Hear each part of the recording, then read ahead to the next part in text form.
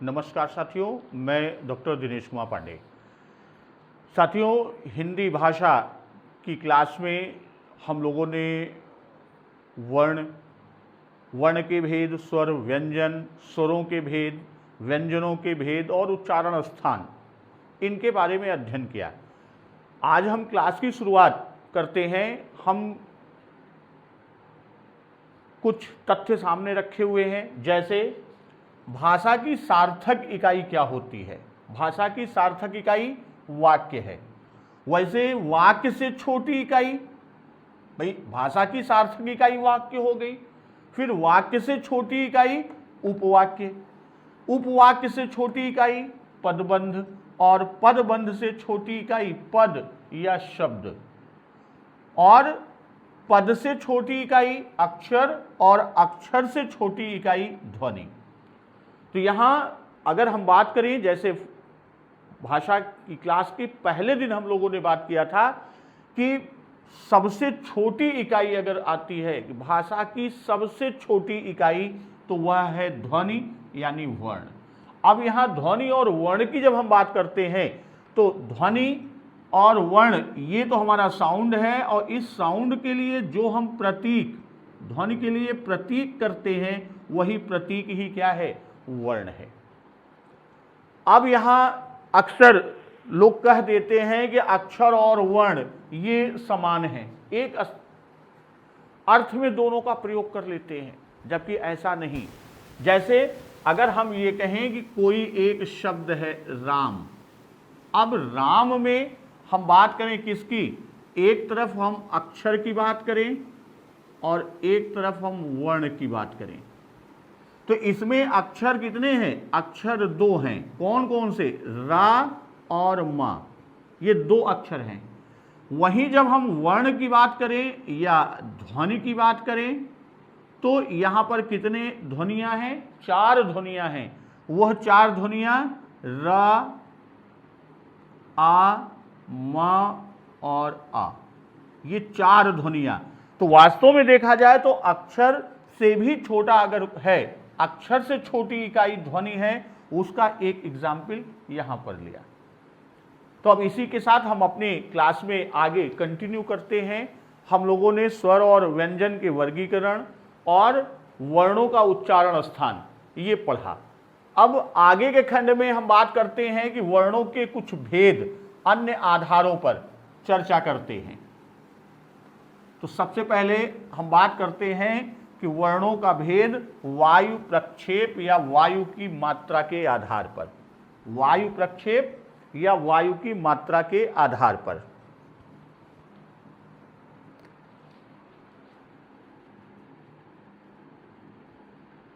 वायु प्रक्षेप या वायु की मात्रा के आधार पर। भारतीय दर्शन में वायु जो है, वायु को क्या कहा गया है, वायु को प्राण कहा गया। भारतीय दर्शन में वायु को क्या कहा गया है, वायु को प्राण कहा गया है।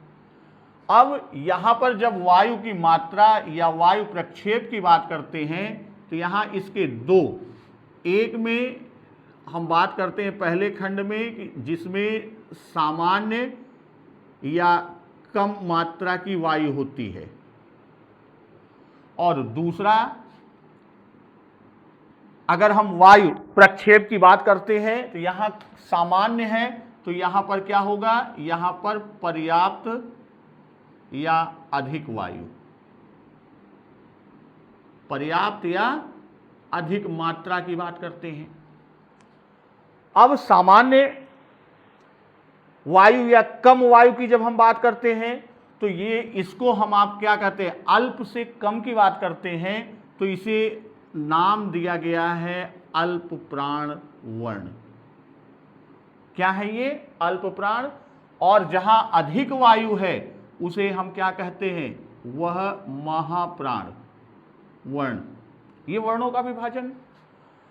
अब जब सामान्य या कम वायु है, दूसरी तरफ पर्याप्त या अधिक वायु है, और सामान्य या कम को अल्प प्राण और पर्याप्त या अधिक को महाप्राण कहते हैं।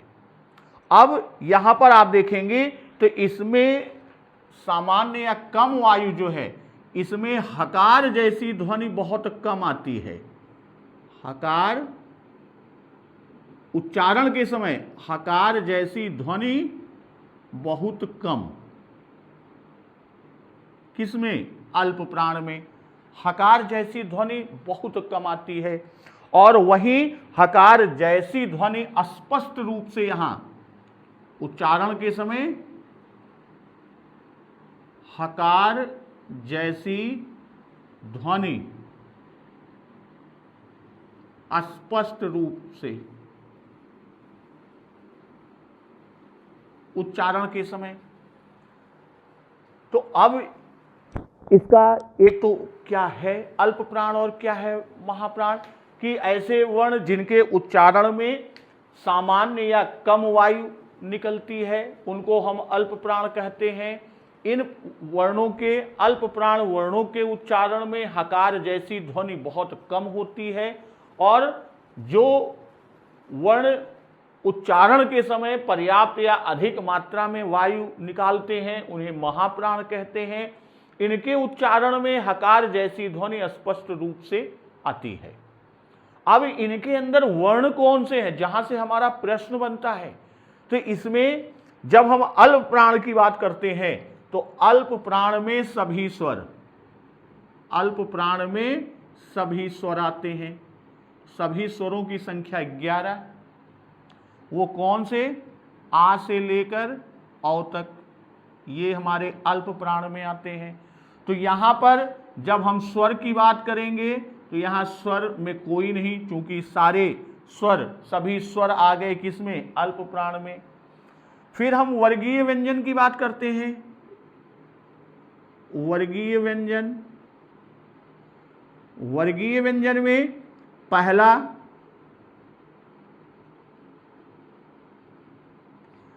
भाई 5 वर्गीय वर्ग जो है, वर्गीय व्यंजन में 5 वर्ण होते हैं। प्रत्येक वर्ग में का वर्ग, चा वर्ग, टा वर्ग, ता वर्ग, पा वर्ग।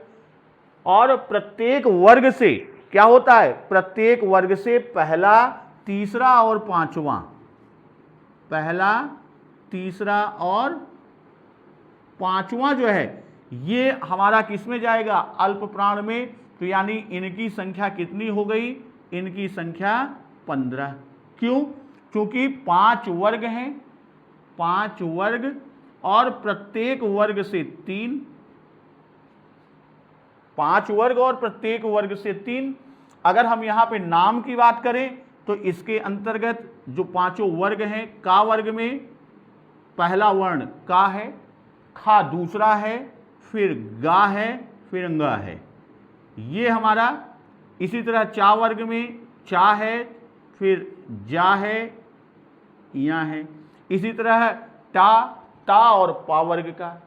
तो ये 5, 3 प्रत्येक वर्ग के 5 वर्ग हैं। तो हमारे 15 वर्ण जो है वो कौन से हैं? वर्गीय व्यंजन के 15 वर्ण अल्प प्राण हैं। उसके बाद हमारा आता है अनुस्वार। उसके बाद अनुस्वार, अनुस्वार की संख्या कितनी है? 1, कौन सा? अंग। और फिर अंतस्थ, अंतस्थ व्यंजन की संख्या कितनी है? 4। तो अब यहां पर हम देखें तो एक प्रश्न तो यही विभिन्न परीक्षाओं में, प्रतियोगी परीक्षाओं में यह पूछा जाता है, अल्प प्राण में वर्णों की संख्या। तो अल्प प्राण में जितने वर्ण हैं ये हम काउंट कर लें, 11, 15, 26, 1, 27, 4, 31। यानी अल्प प्राण में वर्णों की संख्या कितनी है? 31 है। और यहां हम ये भी प्रश्न आपका बनता है कि निम्न में अल्प प्राण हैं या निम्न में अल्प प्राण वर्ण नहीं हैं। तो इसके आधार पर हम अल्प प्राण है या अल्प प्राण नहीं है, हम इसका विभाजन कर लेंगे, इसको चिन्हित कर लेंगे, पहचान लेंगे। अब यहां पर वर्गीय व्यंजन महाप्राण की जब हम बात करते हैं तो वर्गीय व्यंजन में प्रत्येक वर्ण से कितने हैं? प्रत्येक वर्ण से 2 हैं। कौन कौन सा? दूसरा, और चौथा, प्रत्येक से कितने हैं 2, तो यानी आपकी कुल संख्या 10 हो गई। क्यों? चूंकि 5 वर्ग और प्रत्येक वर्ग से 2 वर्ण, इनकी संख्या 10 हो गई। यहां पर अनुस्वार है तो इसमें क्या है, इसमें विसर्ग है, इसमें अनुस्वार तो इसमें विसर्ग की संख्या 1, कौन सा, अह। और यहां अंतस्थ है, अल्प प्राण में अंतस्थ है, तो महाप्राण में क्या है, महाप्राण में ऊष्मीय है, और ऊष्मीय की संख्या कितनी है, 4। तो यहां पर हम देखेंगे तो ये कुल वर्णों की संख्या कितनी हो गई, 15। तो जैसा हमने बात किया था कि कुल मूल वर्णों की जब बात होती है वर्णमाला में, कुल मूल वर्णों की संख्या, तो वर्णमाला के कुल मूल वर्णों की संख्या को जब हम देखेंगे तो मूल वर्णों की संख्या क्या आएगी, मूल वर्णों की संख्या 31 धन 15, यानी मूल वर्णों की संख्या 46 होगी। ये तो था हमारा वायु प्रक्षेप के आधार पर। अब हम अगला भेद लेते हैं स्वर तंत्री या घोषत्व के आधार पर।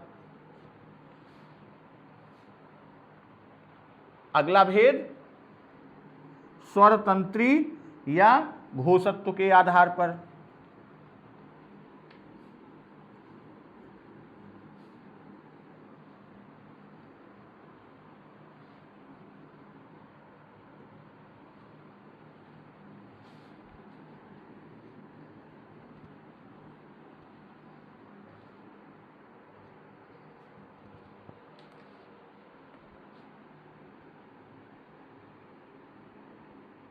स्वर तंत्री या घोषत्व के आधार पर।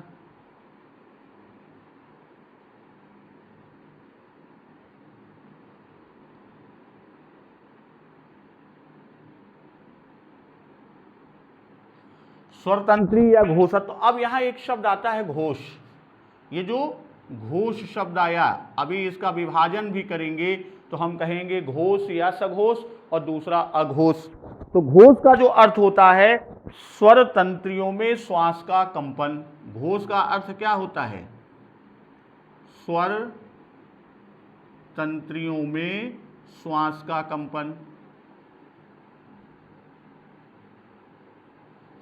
श्वास का कंपन। अब जो कंपन होता है उसके आधार पर यहां 2 भेद बनते हैं, एक को घोष या सघोष, एक भेद क्या है जिसे हम कहते हैं घोष, या इसी को सघोष भी कई पुस्तकों या प्रश्नों में मिलता है, और दूसरा भेद कौन सा है, अघोष। तो अब यहां सघोष और अघोष या घोष और अघोष क्या है, घोष ध्वनियों के उच्चारण में स्वर तंत्रियां आपस में मिल जाती हैं। घोष या सघोष में जब हम उच्चारण करते हैं तो उच्चारण के समय जो हमारी स्वर तंत्रियां हैं वह आपस में मिल जाती हैं, जिससे क्या होता है, जिससे वायु धक्का देकर बाहर निकलती है और इसके परिणाम स्वरूप झंकृति पैदा होती है, एक नाद उत्पन्न होता है। इसीलिए इसे सघोष या घोष वर्ण कहते हैं। और उस घोष या सघोष के अंतर्गत, इसके अंतर्गत सभी स्वर, इसके अंतर्गत सभी स्वर आते हैं। फिर वर्ग का तीसरा, चौथा और पांचवा। वर्ग का मतलब वर्गीय व्यंजन। वर्गीय व्यंजन में प्रत्येक वर्ग का तीसरा, चौथा और पांचवा वर्ण किस में आता है, घोष या सघोष में। अंतस्थ और हा, इसमें अंतस्थ यानी आपके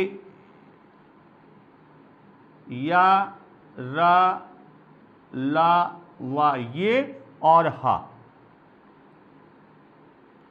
ये हमारे घोष या सघोष के वर्ण है। इससे भी प्रश्न बनता है, निम्न में घोष वर्ण है, निम्न में घोष वर्ण नहीं है, तो इसके आधार पर उसका हम विभाजन कर लेते हैं, उसकी पहचान, उसका चिन्हीकरण कर लेते हैं। फिर अघोष की जब हम बात करते हैं तो इसमें क्या होता है, अघोष में स्वर तंत्रियां आपस में नहीं मिलती। इसमें क्या होता है, स्वर तंत्रियां आपस में मिल जाती हैं, अघोष में स्वर तंत्रियां आपस में नहीं मिलती। इसमें स्वर तंत्रियां क्या होती हैं, ये आपस में नहीं मिलती, आपस में नहीं मिलती, जिसकी वजह से वायु आसानी से, सरलता से निकल जाता है, बिना किसी अवरोध के निकल जाता है। इसलिए इसमें वह कंपन या नाद उत्पन्न नहीं होता, इसलिए इन्हें अघोष वर्ण कहते हैं। अब सभी स्वर तो घोष या सघोष में चले गए।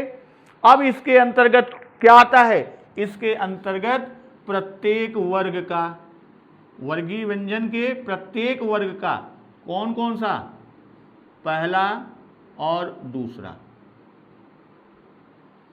यहां पर तीसरा, चौथा, पांचवा आया तो इसमें क्या आएगा, पहला और दूसरा, और इसके बाद अंतस्थ इसमें आ गया है, और हा आ गया तो तीनों सा, तीनों सा, यानी श, श और सा, ये तीनों सा, ये हमारे अघोष वर्ण के अंतर्गत आते हैं। तो ये वर्णों के विभाजन में दो भेद बचे थे, एक वायु प्रक्षेप या वायु की मात्रा के आधार पर अल्प प्राण और महाप्राण, और दूसरा स्वरतंत्री या घोषत्व के आधार पर घोष या सघोष, और दूसरा अघोष। अब इसके बाद हम बात करते हैं किसकी, हम मात्रा और उसके भेद की बात करते हैं, जो विभिन्न मात्राएं हैं और उनके भेद की बात करते हैं।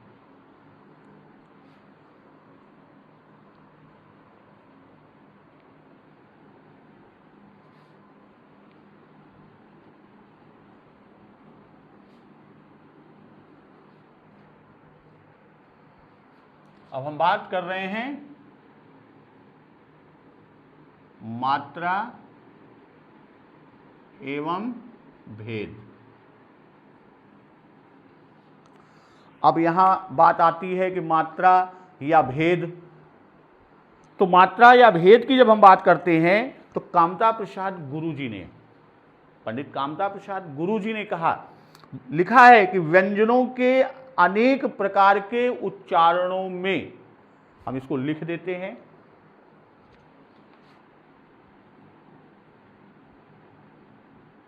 व्यंजनों के अनेक प्रकार के उच्चारणों में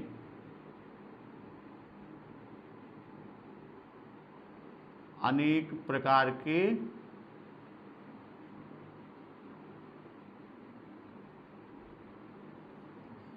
भाई एक ही व्यंजन, जैसे का है, मां है, ला है, ता है, पा है, तो व्यंजनों के अनेक प्रकार के उच्चारणों में नहीं, बल्कि इसको कर दे, अनेक प्रकार के उच्चारणों को क्या करने के लिए, को स्पष्ट करने के लिए,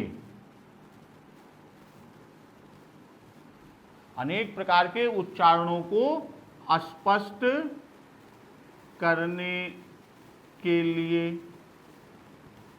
हम क्या करते हैं, स्पष्ट करने के लिए जब उनके साथ स्वर का योग होता है, जब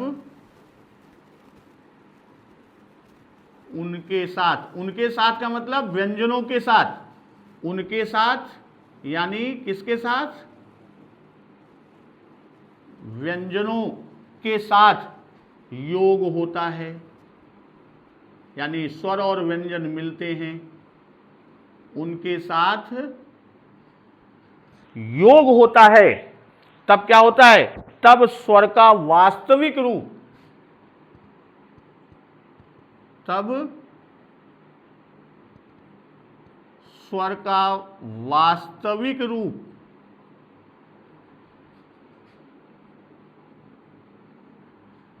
भाई जो हमारे स्वर हैं उनका वास्तविक रूप जिस रूप में बदलता है, जिस रूप में, वास्तविक रूप जिस रूप में बदलता है उसे क्या कहते हैं? उसे मात्रा कहते हैं। उसे मात्रा कहते हैं। ये तो हो गया, ये मात्रा कहते किसे हैं। अब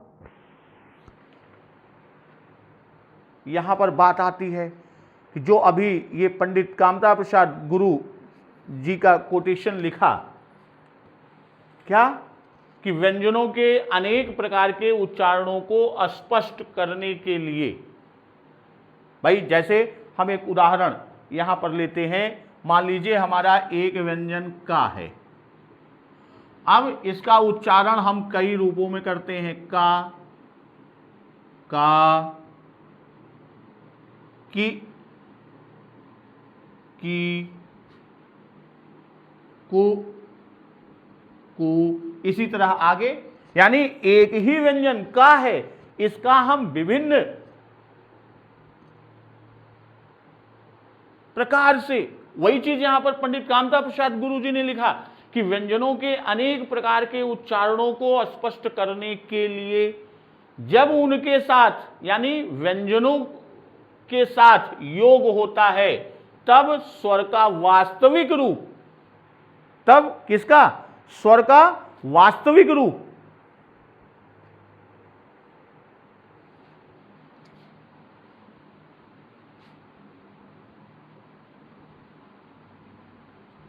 किसका योग होता है? यहां एक शब्द और बढ़ा लें तो और क्लियर हो जाएगा कि स्वर का योग होता है। तो स्वर का वास्तविक रूप जिस रूप में बदलता है, अब जैसे यहां पर आप देखेंगे तो यहां पर कुछ नहीं, यहां पर खड़ी पाई, यहां पर ये, इसमें ये, इसमें ये, इसमें ये जो हमारा रूप बना, यही क्या है? यही मात्राएं हैं। इन्हीं को क्या कहते हैं? इन्हीं को मात्राएं कहते हैं। तो वही चीज कि तब स्वर का वास्तविक रूप, वास्तव में ये क्या है? ये किसका रूप है? ये ह्रस्व आ, ये दीर्घ आ, ये ह्रस्व ई, ये दीर्घ ई, ये ह्रस्व उ और ये दीर्घ उ, इसी तरह औ तक हम चलेंगे। तो अब यहां पर स्वर वही कहता है, तब स्वर का वास्तविक रूप, ये वास्तविक रूप है, इनका जिस रूप में परिवर्तन हुआ, अब ये ऊपर जो बीच में है ये परिवर्तित रूप है स्वर के, तो उन्हीं जिस रूप में बदलता है उसे मात्रा या मात्राएं कहते हैं। इसको और समझने के लिए हम थोड़ा सा और आगे चलते हैं। हम बात करते हैं किसकी? हम लोग बच्चों को पढ़ाते हैं तो उन्हें 12 खड़ी रटा देते हैं, 12 खड़ी रटा देते हैं। वास्तव में 12 खड़ी को समझाने के पीछे, उसे पढ़ाने के पीछे बहुत भाषा का बहुत ही गहरा संबंध है, या यूं कह दें कि आधार है। जैसे यहीं पे पंडित कामता प्रसाद गुरु जी की परिभाषा जो मात्रा के लिए दिया गया, ये मात्रा कहां से आया, किस लिए आया, किस रूप में आया, इसको समझने के लिए जब तक हम इसको नहीं समझेंगे, हम मात्रा और व्यंजन स्वर इन दोनों के योग को समझ ही नहीं सकते। अब इसको और स्पष्ट करने के लिए हम 12 खड़ी की बात कर रहे हैं।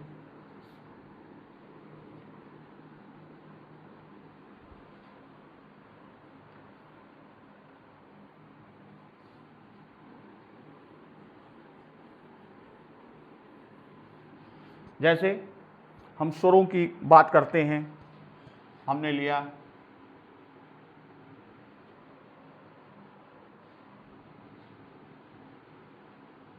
आ, ई, उ,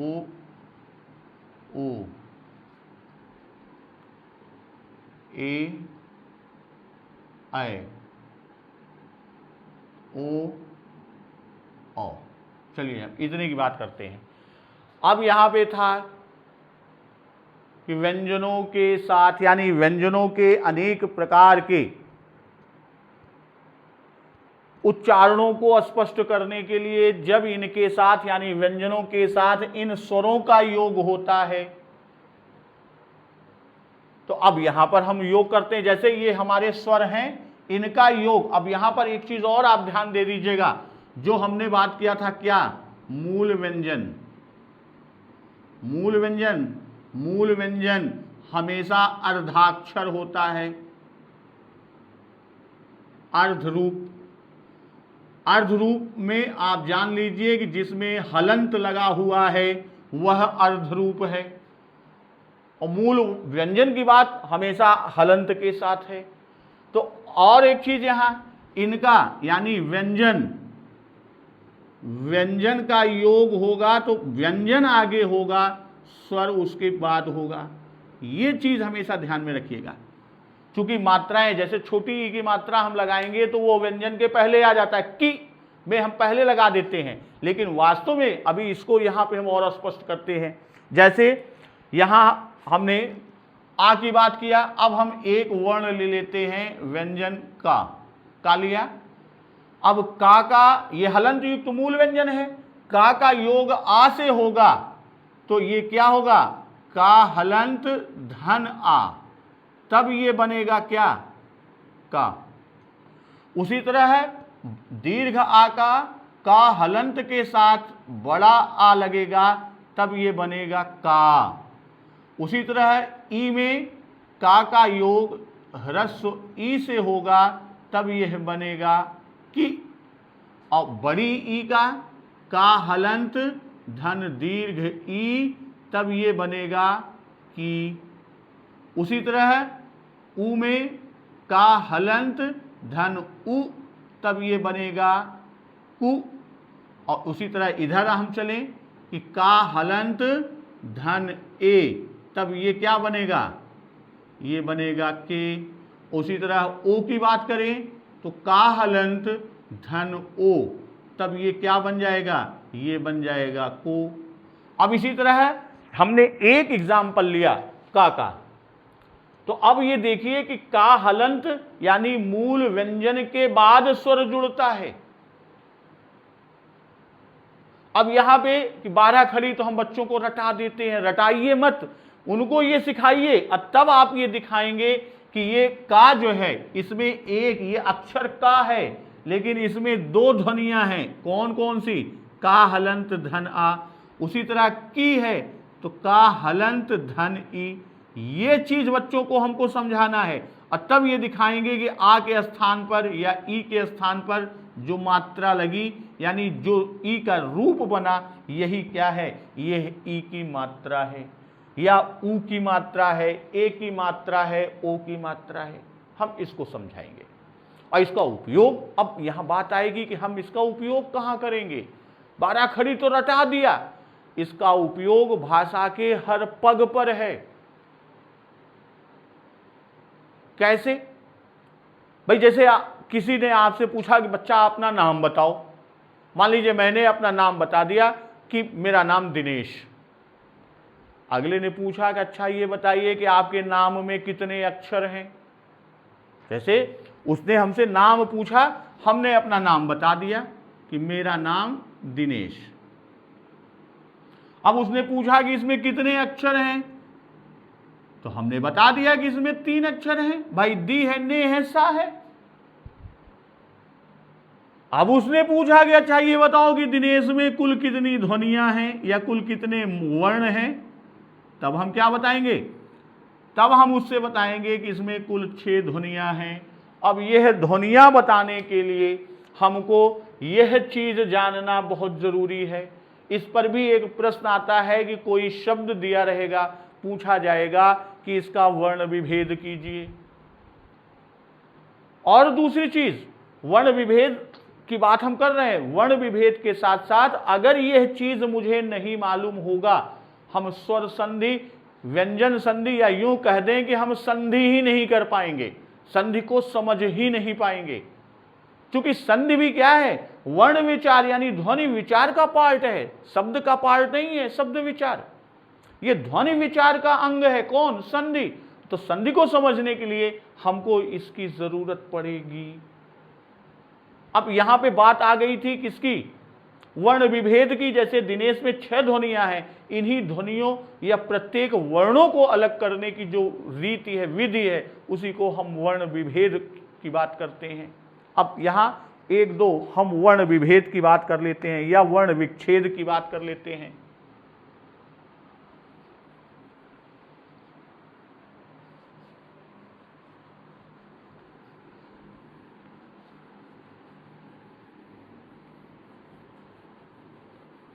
जैसे वर्ण विच्छेद यानी शब्द,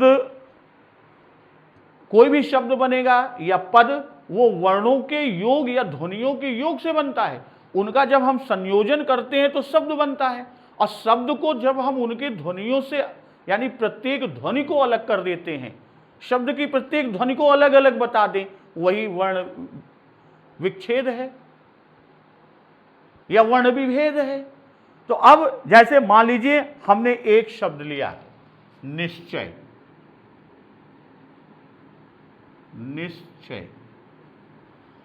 अब इसका वर्ण विभेद करना है तो कुल कितने अक्षर हैं? 1 2 3 4, 4 अक्षर हैं। इन चारों को हम देखें किसमें कितनी ध्वनि।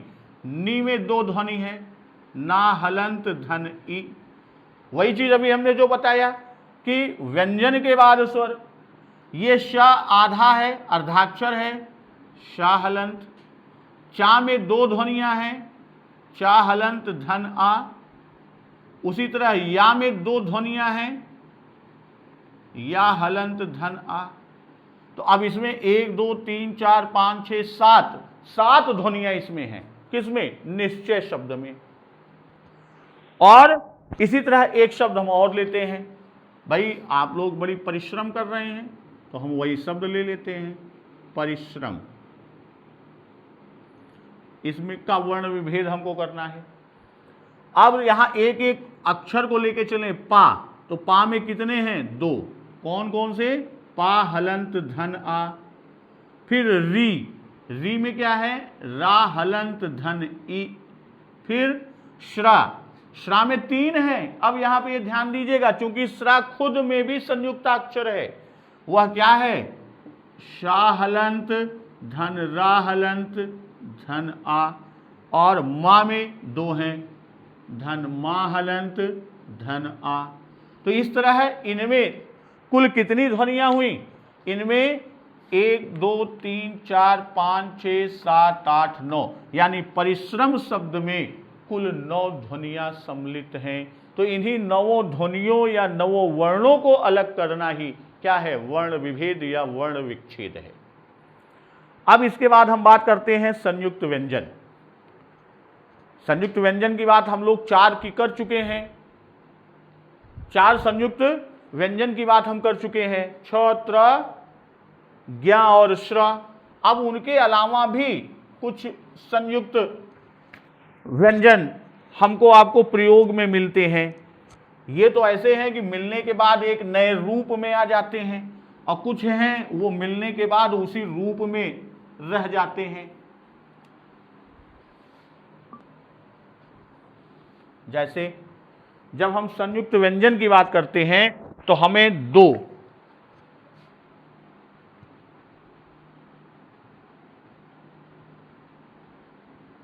संयुक्त व्यंजन जो हमें मिलते हैं उसके हम 2 रूप की बात करते हैं। एक है व्यंजन गुच्छ, एक है क्या? व्यंजन गुच्छ, और दूसरा है हमारा द्वित्व व्यंजन।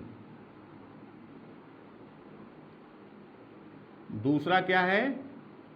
द्वित्व व्यंजन। अब व्यंजन गुच्छ और द्वित्व व्यंजन की जब हम बात करते हैं, 2 या 2 से अधिक व्यंजन एक साथ जब मिलते हैं, 2 या 2 से अधिक व्यंजन, 2 या 2 से अधिक व्यंजन, ये एक साथ जब मिलते हैं तो क्या होता है? सांस के एक झटके में उच्चारित किए जाते हैं। ये क्या होता है? सांस के एक झटके में।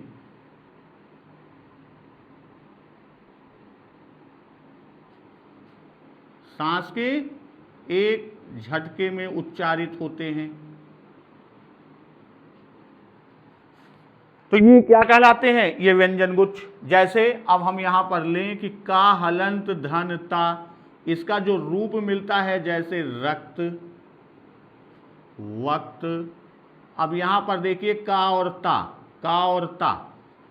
तो इसका उच्चारण करने का जो तरीका है ध्वनि करने का जब हम उच्चारण करते हैं तो का अर्ध है मूल रूप में और ता पूर्ण है।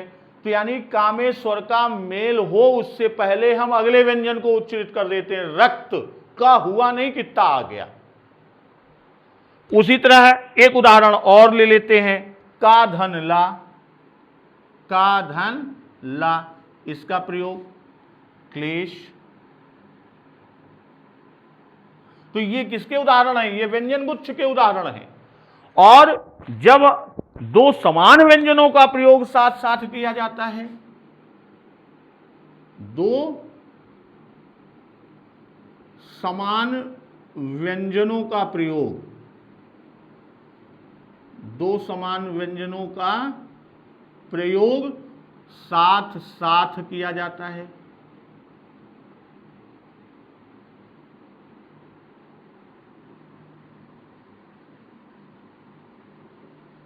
तो वह द्वित्व व्यंजन। जैसे लड्डू, कद्दू। अब यहां दोनों समान व्यंजन दा है, दा है, या अम्मा।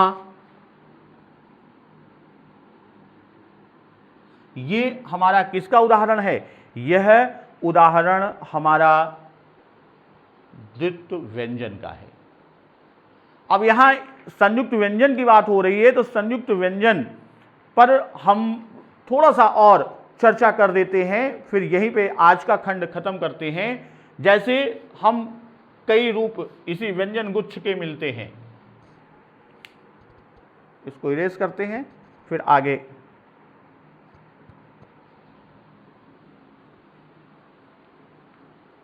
व्यंजन गुच्छ का ही रूप आएगा।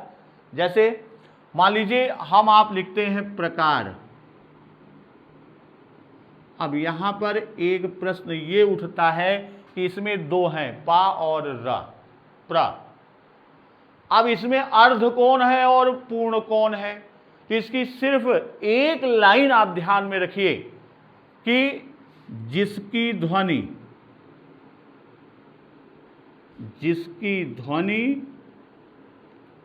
पहले निकले, जिसकी ध्वनि पहले निकले वह अर्ध वर्ण है। अब जैसे यहां प्र, तो पा पहले उच्चारित हो रहा है, रा बाद में, इसका मतलब पा आधा है, रा बाद में आया है, तो वह पूर्ण है। द्वारा का द्वा। अब यहां देखिए द्व, द पहले हो रहा है, वा बाद में, यानी द आधा है, वा पूरा है। प्रसिद्ध, इसमें द आधा है और धा पूरा है। तो अब अगली वीडियो में आने के पहले हम आप लोगों को इस पर कुछ प्रश्न का एक वीडियो देंगे, एक अभ्यास का हम देंगे, जिसमें हम ध्वनि से संबंधित जितने भी खंड यहां पर हम लोगों ने पढ़े हैं उस पर 15 से 20 प्रश्नों का एक क्वेश्चन बैंक की वीडियो वो हम आपसे शेयर करेंगे। तो अगले में हम प्रश्नों के साथ मिलते हैं। फिर ध्वनि के अभी कुछ खंड हैं जो कि हम प्रश्नों में ले लेंगे, जैसे बलाघात क्या है, अनुनासिक और अनुस्वार में अंतर क्या है, पंचमाक्षर क्या है, इनको हम इन्हीं प्रश्नों में लेके और वहीं पे उसका वर्णन कर लेंगे। तो फिर हिंदी के अगले खंड में हम लोग बात करेंगे संधि की। फिर संधि की वीडियो के साथ मिलते हैं, तब तक नमस्कार, वंदे मातरम।